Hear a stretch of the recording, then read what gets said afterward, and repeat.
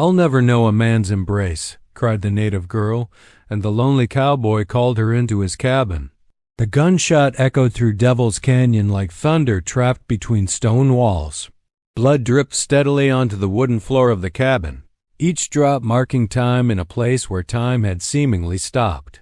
Outside, the wind howled through the ponderosa pines, carrying with it the scent of snow and something else, something that would change everything.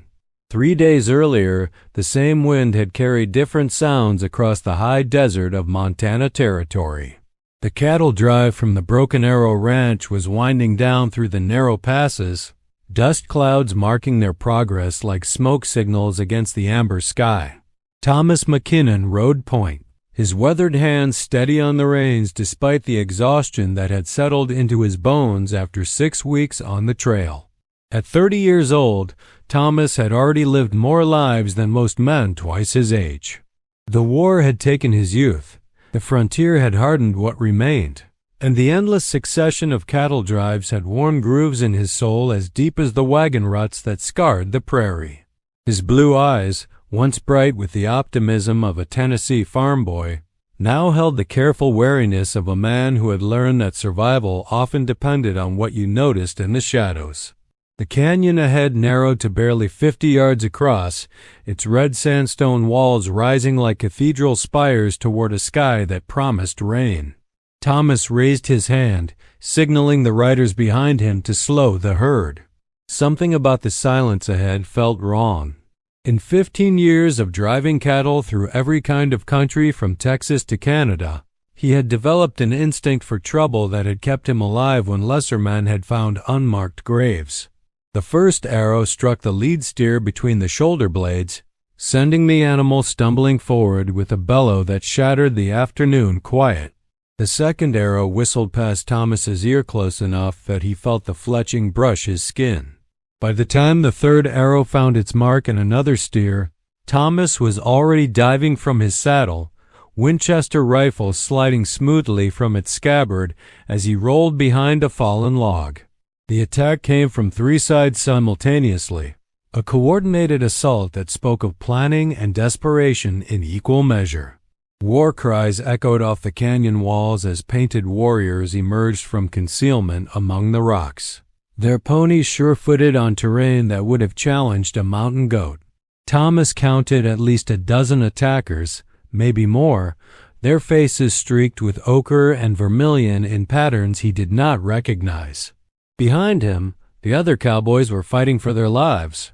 He could hear the crack of rifles and the screams of wounded horses mixing with the thunder of stampeding cattle.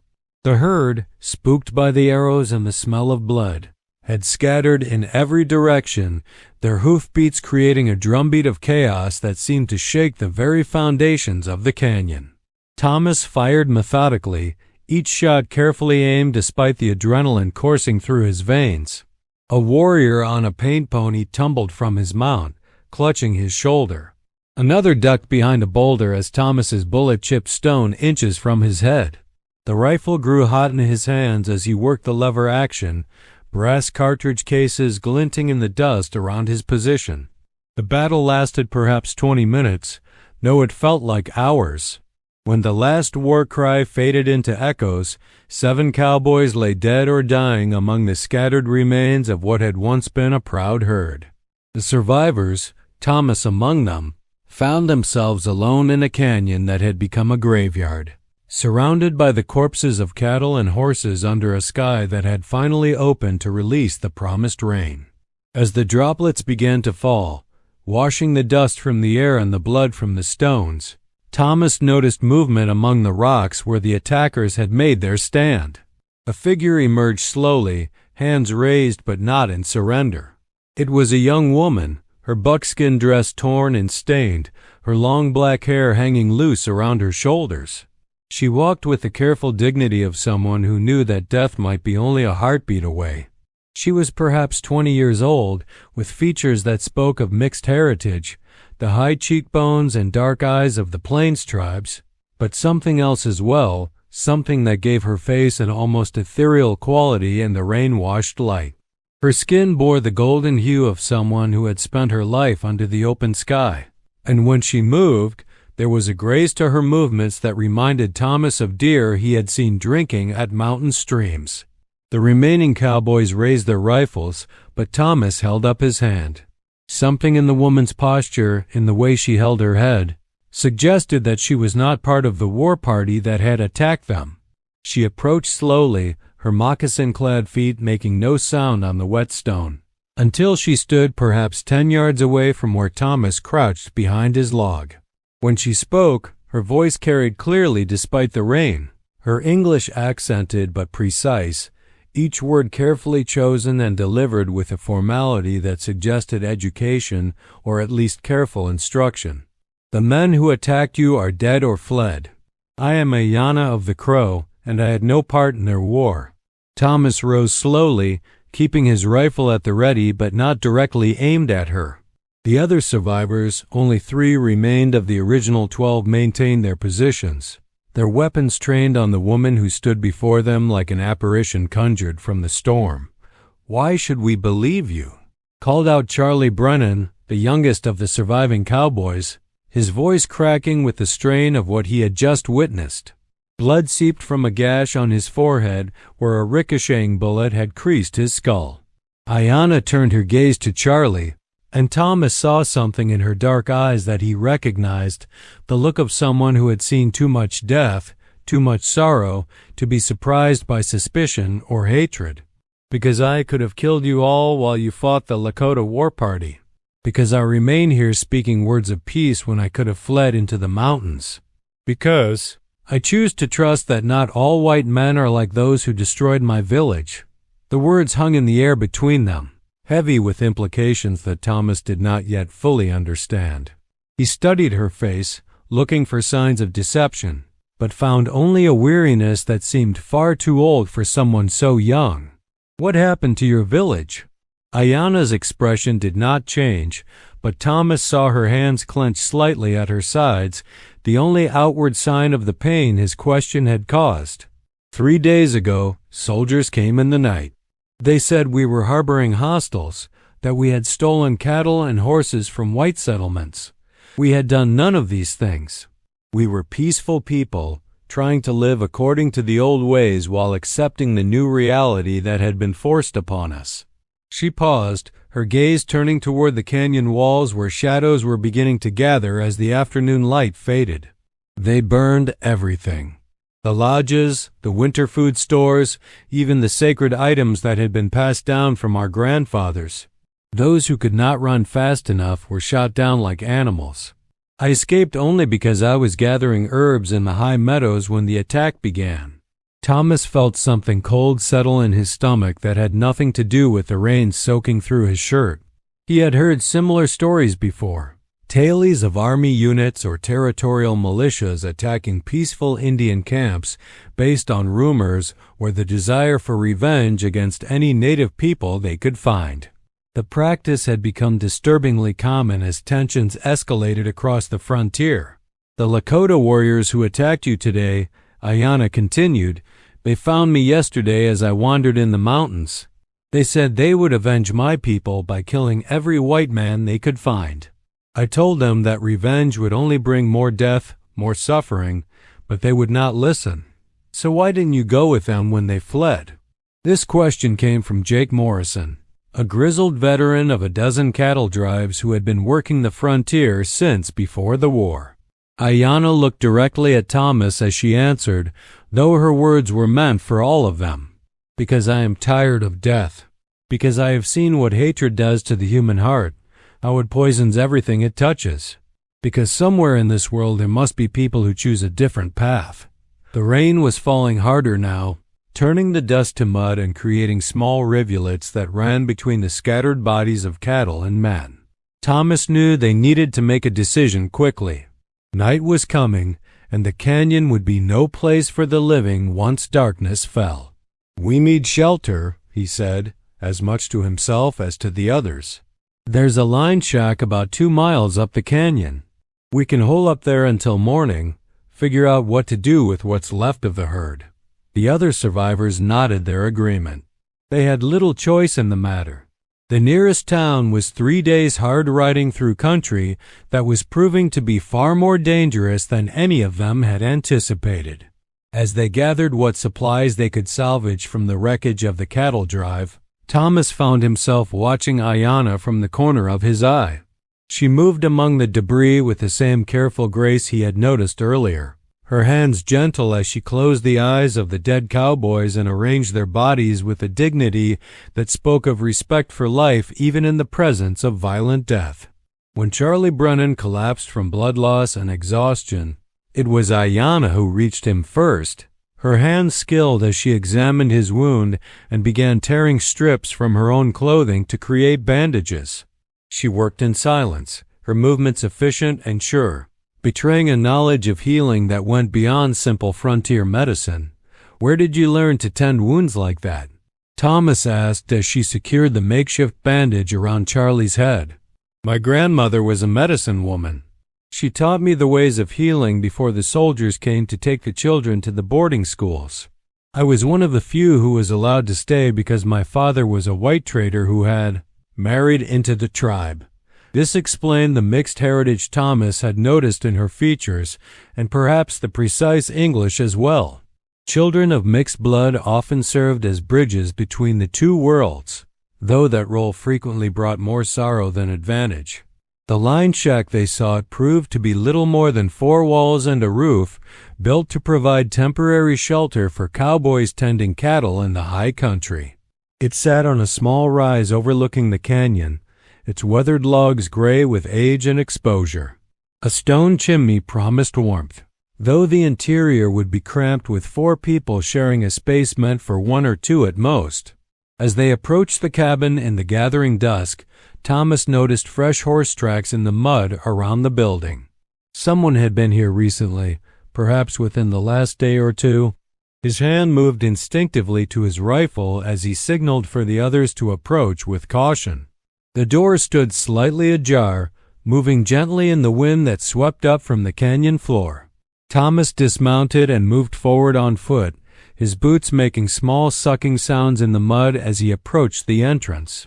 Behind him, Jake Morrison and the wounded Charlie Brennan remained mounted, their rifles ready, while Ayanna stood beside her horse with the stillness of someone accustomed to danger. Thomas pushed the door open with the barrel of his rifle and stepped inside, his eyes adjusting slowly to the dim interior. The cabin was empty, but signs of recent occupation were everywhere. A fire had burned in the stone hearth within the last 24 hours, based on the warmth still radiating from the ashes.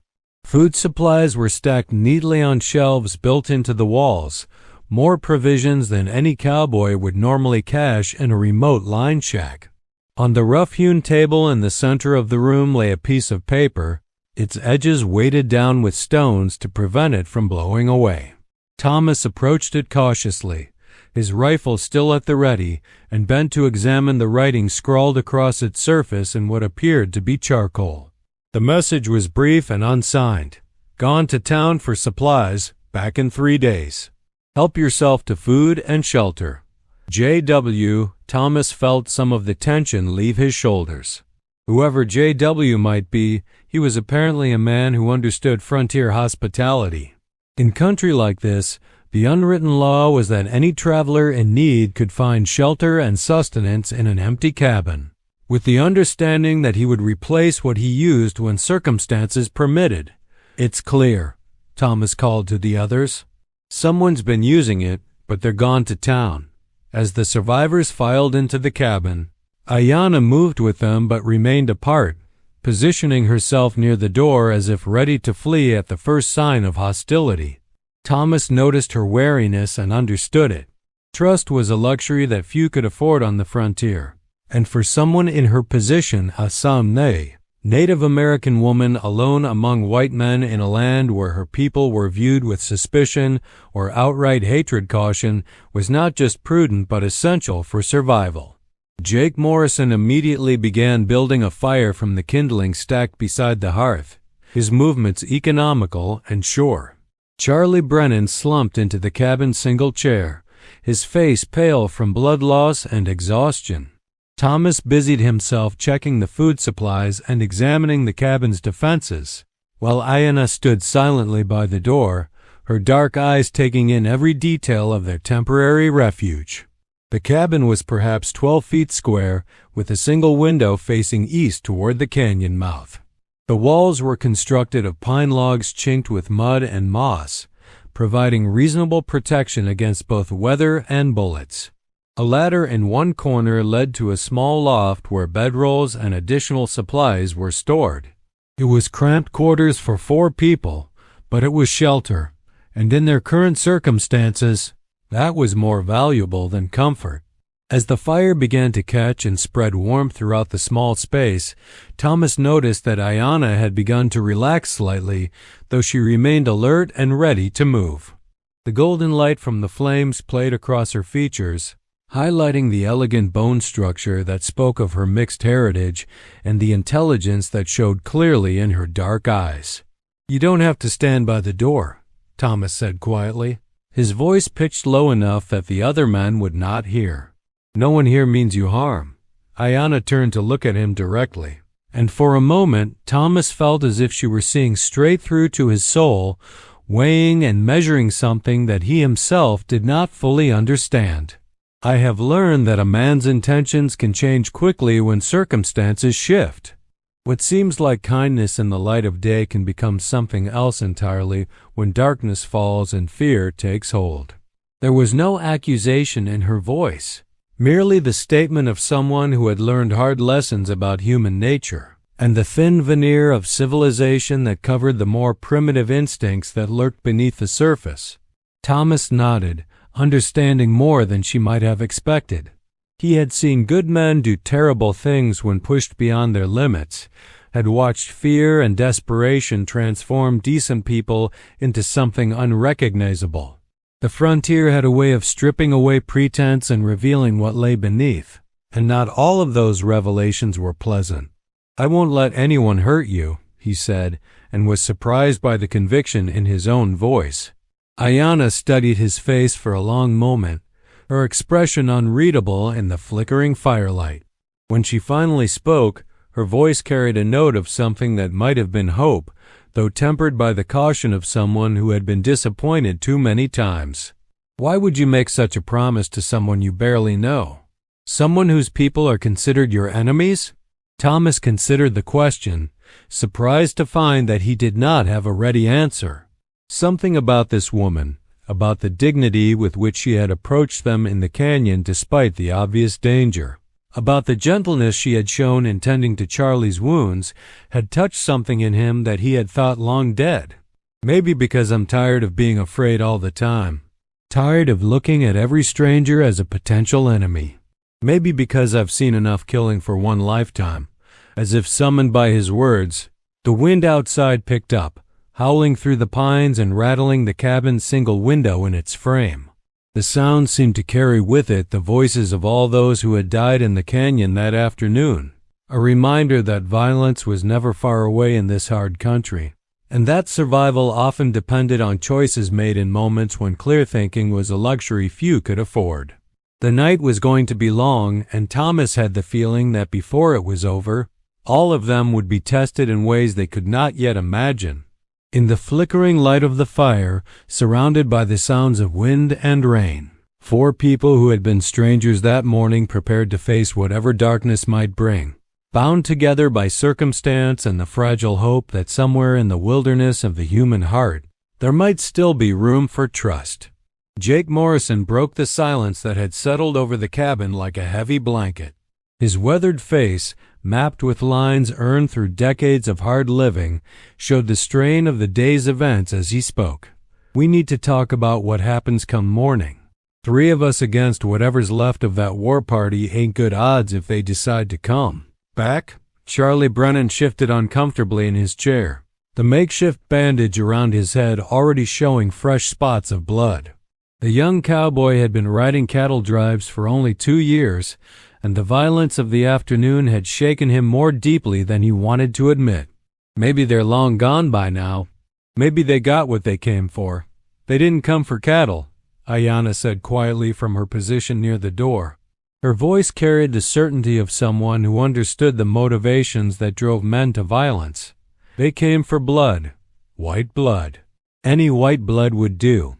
Thomas studied her face in the firelight, noting the way shadows played across her features and the careful control she maintained over her emotions. There was more to her story than she had revealed, layers of pain and loss that ran deeper than the destruction of a single village. You know who they were, don't you? Not just Lakota warriors looking for trouble. Ayanna's hands tightened almost imperceptibly where they rested against her sides, but her voice remained steady when she answered. Some of them were from my mother's band. They were not bad men before the soldiers came. Before they watched their children die from the white man's diseases, before they saw their sacred places turned into cattle pastures. She moved away from the door for the first time since entering the cabin, settling herself on the floor near the fireplace with a fluid grace that seemed to belong to another world entirely. The flames cast dancing shadows across her face, highlighting the delicate bone structure and the intelligence that burned in her dark eyes. One of them was my cousin. He was a gentle man who loved to tell stories to the children, who could make a flute sing like a meadowlark. Today I watched him become something else entirely, something that frightened even me. Thomas felt a chill that had nothing to do with the wind rattling the cabin's walls. The idea that gentle people could be transformed into killers by circumstances beyond their control was one that struck too close to home. He had seen it during the war, had perhaps even experienced it himself in the blood-soaked fields of Shiloh and Antietam. What changed him?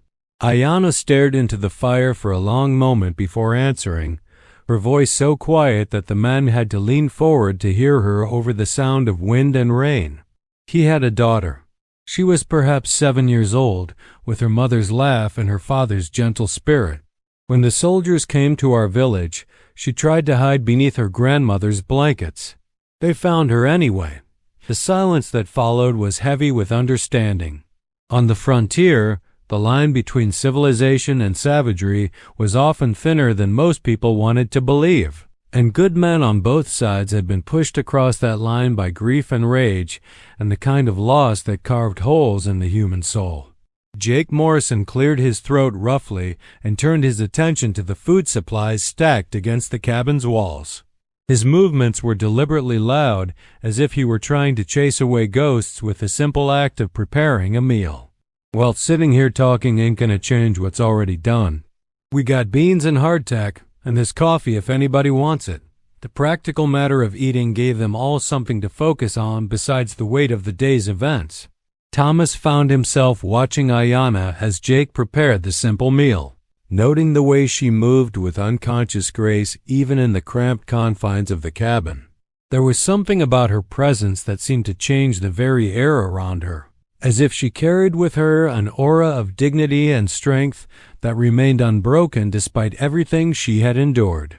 When Jake offered her a plate of beans and hardtack, she accepted it with a quiet word of thanks that somehow managed to convey more gratitude than lengthy speeches might have accomplished. She ate slowly and carefully, making the meager portions last, and Thomas realized that she was probably hungrier than she was letting on. "When did you last have a proper meal?" he asked. 3 days ago, before the soldiers came." The simple answer hit Thomas like a physical blow. She had been surviving on whatever she could forage from the mountain wilderness, and judging by her gaunt appearance, that had not been much. He pushed his own plate toward her, ignoring her protest. "Take it. I've been eating regularly for the past 6 weeks. You haven't. I cannot take your food. You can and you will. Consider it payment for tending Charlie's wounds. A service deserves compensation." Their eyes met across the small space, and Thomas saw something shift in her expression. Not gratitude exactly, but a recognition that he was offering her dignity along with sustenance. She accepted the plate with a nod that somehow managed to convey both thanks and a promise that the debt would be remembered. As the evening wore on and the storm outside intensified, the 4 occupants of the cabin settled into an uneasy routine. Jake Morrison took first watch, positioning himself by the window with his rifle across his knees. Charlie Brennan dozed fitfully in the chair, his head wounds making sleep difficult and his dreams troubled by the violence he had witnessed. Thomas found himself unable to rest despite his exhaustion. Something about the way Ayanna sat so quietly by the fire, her dark eyes reflecting flames that seemed to hold secrets he could not begin to fathom, kept his mind active and alert. She was unlike any woman he had ever encountered, white or Indian, carrying herself with a composure that spoke of inner strength and a wisdom that seemed far older than her 20 years. "You're staring," she said without looking at him, her voice barely audible over the sound of rain on the cabin's roof. "I was thinking." "About what?" Thomas considered his answer carefully. The truth was complex and perhaps more revealing than he was prepared to be, but something about the intimacy of their circumstances seemed to demand honesty. "About how much courage it must have taken to walk into that canyon today, knowing we might kill you on sight. About how you've lost everything and everyone you cared about, but you're still trying to choose hope over hatred." Ayanna turned to look at him then, and in the firelight her face seemed to glow with an inner radiance that took his breath away. When she spoke, her voice carried a note of surprise, as if she had not expected such understanding from a white man. "Hope is all I have left. Without it, I would be no different from the men who attacked you today, driven by rage and grief until there was nothing left of the person I used to be." "What kind of person were you? Before all this happened?" A small smile crossed her lips, the first genuine expression of happiness Thomas had seen from her since their meeting in the canyon. "I was going to be a teacher. My father arranged for me to attend a school in Denver, where I would learn the white man's ways of education and then return to help my people navigate the changing world. I wanted to build bridges between our peoples, to find ways for us to live in peace." The dream she described seemed impossibly naive given the current state of relations between whites and Indians, but Thomas found himself moved by the idealism that had driven her ambitions. In a world increasingly divided by fear and hatred, the idea of someone dedicating their life to building understanding between enemies was both admirable and heartbreaking. "Maybe you still can. Someday, when things are different, things will never be different. Too much blood has been spilled, too much trust has been broken. The best I can hope for now is to survive long enough to find a place where I can live without fear." The resignation in her voice stirred something protective in Thomas's chest, an emotion he had not felt since the war had stripped away most of his capacity for caring about anything beyond immediate survival. He wanted to tell her that she was wrong, that there were still places in the world where people could start over and build new lives free from the ghosts of the past. But the words seemed hollow even before he spoke them. Outside, the storm was reaching its peak, with wind that shook the cabin's walls and rain that hammered against the roof with the force of thrown gravel. Lightning illuminated the single window in brief, stark flashes that turned the familiar interior into a landscape of harsh shadows and brilliant highlights. During one such flash, Thomas caught a glimpse of movement outside the cabin. It was brief and could have been nothing more than a wind-blown branch, but his instincts, honed by years of survival in hostile territory, screamed that they were no longer alone. He caught Jake Morrison's eye and nodded toward the window. The older cowboy had seen it too, and was already moving into position with the fluid efficiency of a man who had faced danger too many times to waste motion on unnecessary movements. "What is it?" Charlie Brennan asked, his voice thick with sleep and pain medication that Jake had found among the cabin's medical supplies. "Maybe nothing. Maybe something. Stay quiet and keep your head down." Thomas moved to the far wall, positioning himself where he could cover both the door and the window. His rifle felt familiar and reassuring in his hands, a tool he had used so many times that it had become an extension of his will. Beside the fireplace, Ayanna had become completely still, her entire body alert and focused like a wild animal that had detected the presence of a predator. Another flash of lightning revealed what Thomas had feared he might see. 3 figures were moving cautiously through the trees that surrounded the cabin, their progress slow and careful as they used the storm's noise to mask their approach. Even in the brief illumination, he could make out enough details to know that these were not casual travelers seeking shelter from the weather. The war paint streaked by rain, the weapons held ready for immediate use, the way they moved with the practiced coordination of men who had fought together before. All of it spoke to the fact that at least part of the Lakota war party had returned to finish what they had started in the canyon. "How many?" Jake whispered, his voice barely audible over the storm. "3 that I can see." "Might be more."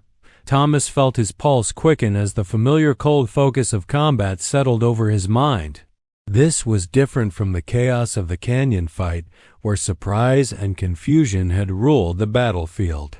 Here, in the confined space of the cabin, every shot would count, and there would be no room for the kind of tactical maneuvering that might give them an advantage.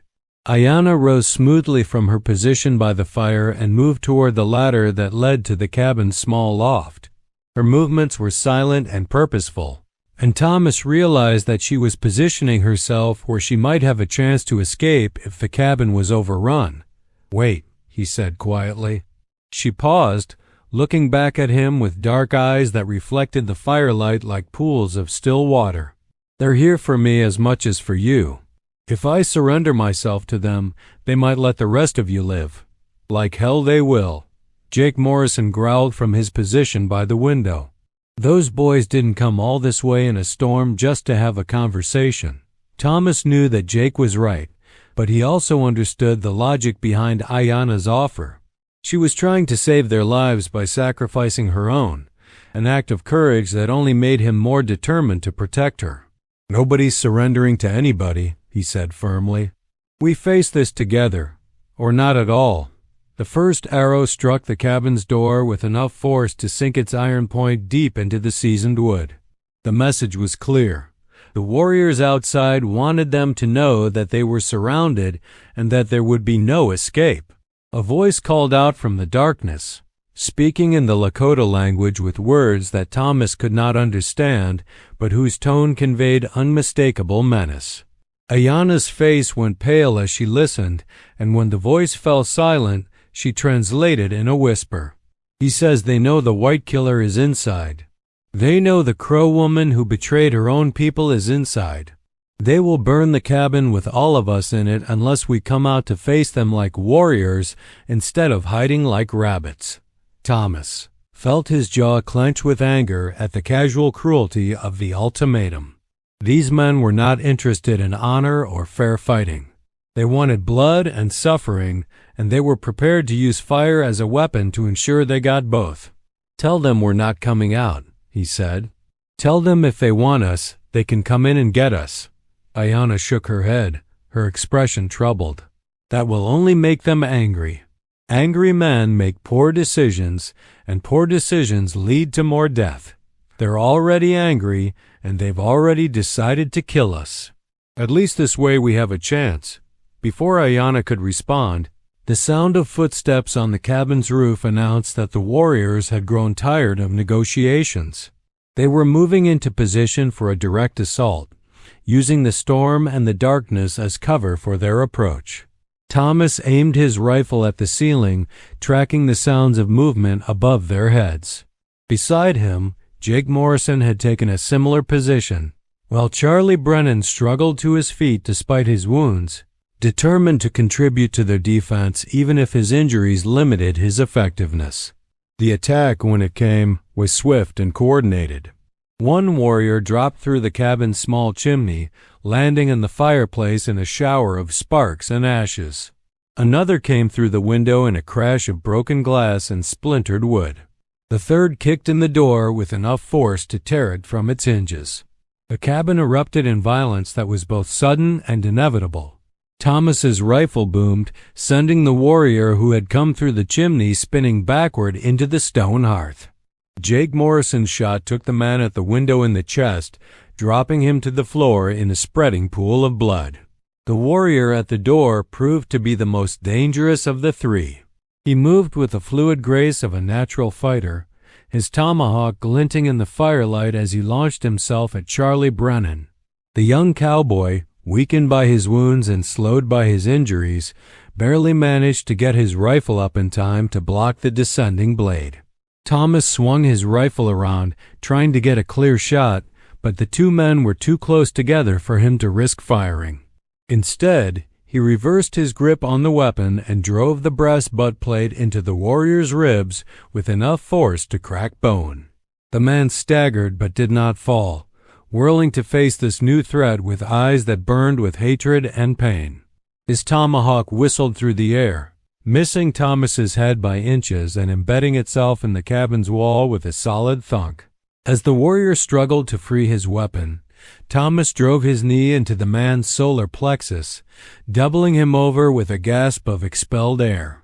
A second blow with the rifle butt to the base of the skull ended the fight with brutal finality. The silence that followed was broken only by the sound of heavy breathing and the continued drumming of rain on the cabin's roof. 3 men lay dead on the cabin floor, their blood mixing with the rainwater that dripped through gaps in the roof where the chimney warrior had disturbed the construction. Thomas looked around the cabin, taking inventory of their situation. Charlie Brennan was alive but bleeding from a new wound on his arm where the tomahawk had grazed him. Jake Morrison appeared to be unhurt, though his face was grim as he surveyed the carnage. Ayanna stood pressed against the far wall, her dark eyes wide with shock at the sudden violence that had erupted around her. "Is that all of them?" Jake asked, moving cautiously toward the broken window to peer out into the storm. "I don't know," Thomas replied honestly.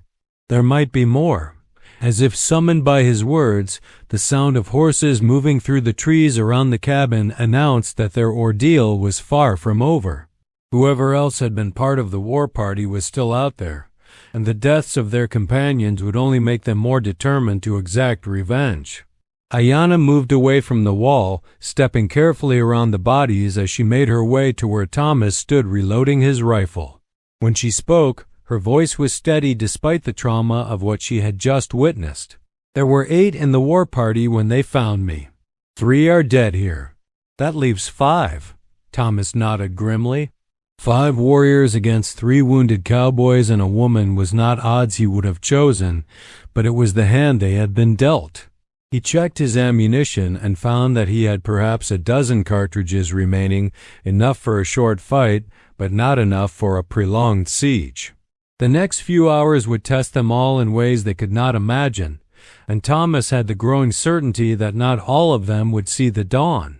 The remaining warriors did not attack immediately. Instead, they settled into positions around the cabin, content to wait while the storm raged and their enemies grew more desperate with each passing hour. Thomas understood the strategy time was on their side, and eventually fatigue and dwindling ammunition would make their targets vulnerable. Charlie Brennan slumped against the wall, his face ashen from blood loss. The young cowboy's breathing had become shallow and labored, and Thomas knew that without proper medical attention he would not survive much longer. Jake Morrison continued his vigil at the broken window, but his movements were becoming slower and more cautious as exhaustion took its toll. As the hours crawled by, Thomas found himself drawn repeatedly to Ayanna. She had taken charge of tending Charlie's wounds with supplies found in the cabin, her hands gentle but sure as she worked to stem the bleeding. There was something almost mystical about the way she moved, as if she carried within her an inner light that refused to be extinguished by the darkness surrounding them. "You should rest," she said quietly when she noticed his gaze. "The others will need you strong when morning comes. I can't rest. Not while they're out there waiting." Ayanna finished securing a fresh bandage around Charlie's arm and moved to where Thomas stood near the door. She was close enough that he could smell the rain in her hair and see the flecks of gold in her dark eyes. In my grandmother's stories, there was always a moment when the hero had to choose between fear and faith. The choice defined not just their fate, but the fate of everyone around them. Thomas studied her face in the flickering firelight, searching for the meaning behind her words. "What choice do you think I'm facing?" Before she could answer, The sound of approaching horses broke the silence outside. But these were not the cautious movements of warriors preparing for attack. These were the heavy hoofbeats of multiple riders moving at speed despite the storm. Jake Morrison pressed himself against the wall beside the window and peered carefully into the darkness. Riders coming fast from the canyon mouth. Maybe 6 or 7 of them. Thomas felt his heart sink. If the remaining war party had been reinforced, their situation had just become hopeless. He moved to join Jake at the window, his rifle ready, and tried to make out details in the storm-lashed darkness. Lightning illuminated the scene in stark detail. A group of mounted men was approaching the cabin at a gallop, but these were not Indian warriors. Even in the brief flash of light, Thomas could see the distinctive silhouettes of cavalry uniforms and military equipment. Soldiers, he breathed, hardly daring to believe it. The arrival of the cavalry patrol changed everything in an instant. The remaining warriors, faced with overwhelming odds, melted back into the forest like shadows fleeing the dawn. Within minutes, the siege was over, and the cabin was surrounded by blue-uniformed troopers whose presence represented both salvation and new complications. The patrol's commanding officer, a weathered captain named Harrison, listened grimly as Thomas recounted the events of the past day.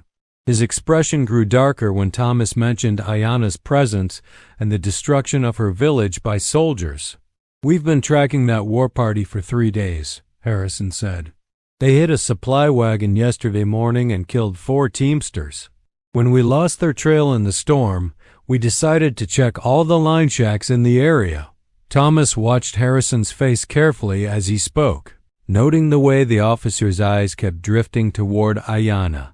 There was something in that gaze that made Thomas uneasy, a calculation that suggested the captain was weighing options that might not be in everyone's best interest.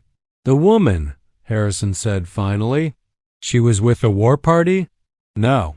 She was trying to stop them from attacking innocent people. She saved our lives." Harrison's expression remained skeptical, and Thomas realized that the truth of Ayana's situation was more complex than military minds were prepared to accept. In the black and white world of frontier warfare, the idea of an Indian woman choosing to protect white men from her own people was either incomprehensible or suspect. As dawn broke over the canyon, revealing the full extent of the previous night's carnage, Captain Harrison made a decision that would change everything. He ordered his men to prepare for the return journey to the fort, and when he spoke to Thomas, his voice carried the weight of military authority.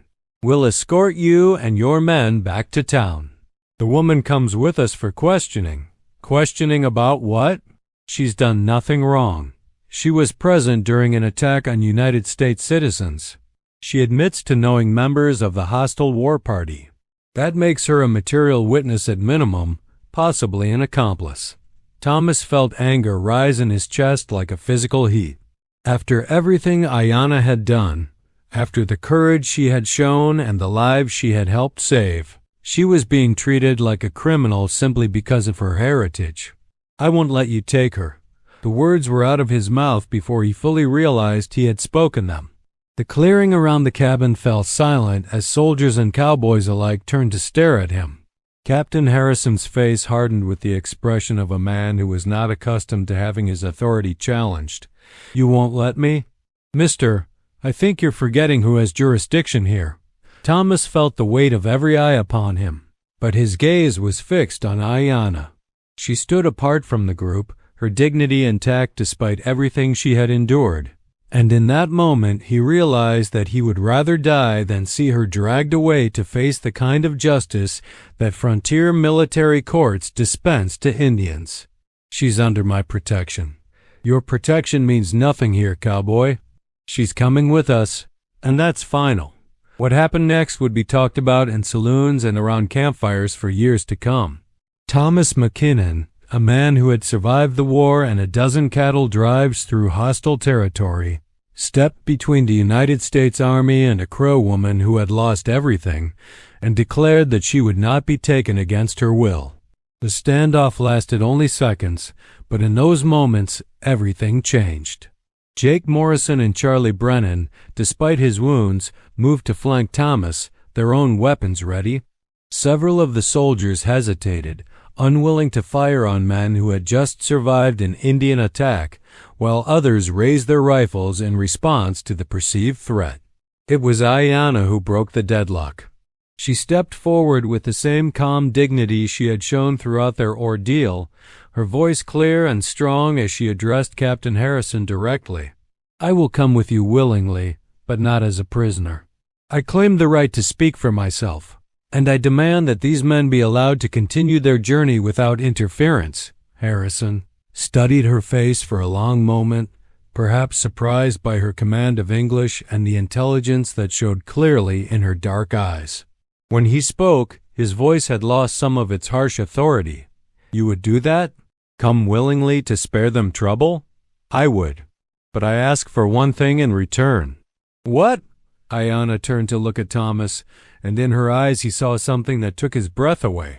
It was not fear or resignation, but a quiet strength that seemed to encompass all the hope and sorrow of her people. "I ask that this man be allowed to speak for me at your fort. As my chosen advocate." The request was unprecedented, and Harrison's expression showed his confusion. Indian prisoners did not typically have advocates, and white men rarely volunteered to speak for them. But something in Ayanna's manner, in the way she carried herself with unbroken dignity despite her circumstances, seemed to command respect even from those who saw her as an enemy. "That's highly irregular." "Many things about this situation are irregular, Captain. But if you are truly interested in justice rather than merely vengeance, you will allow it." Thomas felt his heart pounding as he waited for Harrison's decision. Everything hung in the balance: Ayanna's freedom, perhaps her life, and something else that he was only beginning to understand. In the space of 24 hours, this woman had become more important to him than his own survival, and the thought of losing her was unbearable. "Very well," Harrison said finally. "But you both understand that there are no guarantees. The colonel will make the final decision about what happens to her." As the patrol prepared to depart, Thomas found himself riding beside Ayanna, their horses moving easily together despite the difficult terrain. She had not spoken since agreeing to accompany the soldiers, but her silence was not the sullen withdrawal of defeat. Instead, she seemed to be drawing strength from some inner source, preparing herself for whatever lay ahead. "Why did you do it?" she asked finally, her voice barely audible over the sound of hoofbeats and jingling harness. "Do what?" "Stand between me and the soldiers. Risk your life for someone you barely know." Thomas considered his answer carefully, knowing that the truth was more complex than he fully understood himself. "Because in all this wilderness, in all this death and hatred, you're the first person I've met who still believes in something better. Because you chose hope when you could have chosen revenge. Because ... double quotes," he paused, struggling to find words for feelings that seemed too large for language. "Because what?" "Because I think I'm falling in love with you." The words hung in the air between them like a bridge spanning an impossible chasm. Thomas had not planned to speak them, had not even fully acknowledged the feelings they represented, but once spoken, they felt as inevitable as sunrise. Ayanna turned to look at him, and for the first time since he had known her, tears glistened in her dark eyes. "I have lost everything," she said quietly. "My people, my home, my future. I have nothing to offer you but a broken heart and an uncertain fate. Then we'll build something new, together." The simple promise seemed to transform something in her expression, as if his words had kindled a light that she had thought permanently extinguished. As they rode toward the fort and an uncertain future, Thomas McKinnon and Ayanna faced the truth that had been growing between them since that first moment in the canyon. Love had found them in the most unlikely of circumstances, and now they would discover whether it was strong enough to survive the challenges that lay ahead. Behind them, Devil's Canyon stretched empty and silent under the morning sun, holding its secrets and its ghosts, while ahead lay a world that might finally be ready to accept that some bridges could not be burned, and some hearts could not be conquered by hatred alone.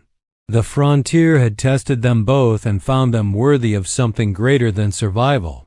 They had found each other, and perhaps in time they would find a way to heal the wounds that divided their worlds.